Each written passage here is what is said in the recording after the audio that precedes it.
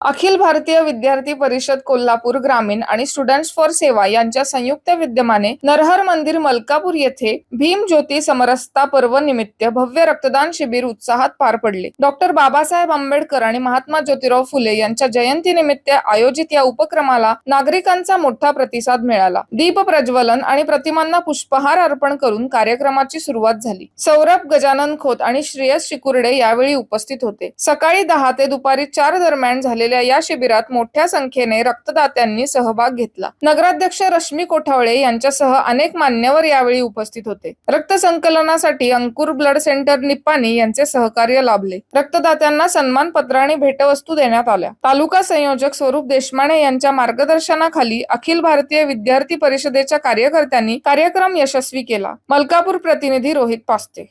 बाळ, fridge मधून श्रीखंड काढ ना. आम्ही पूर्वी घरीच बनवायचो श्रीखंड, त्याची चवच वेगळी होती. आता काय सगळं रेडीमेड. आजी, हे श्रीखंड खाऊन बघ. आज तुझ्या आईनं घरीच बनवलं की काय? हे आहे गोकुळचं श्रीखंड. अगदी जिभेवर रेंगाळणार. जिभेवरच नाही तर मनावरही रेंगाळणार. गोकुळ श्रीखंड, मनावर रेंगाळणार.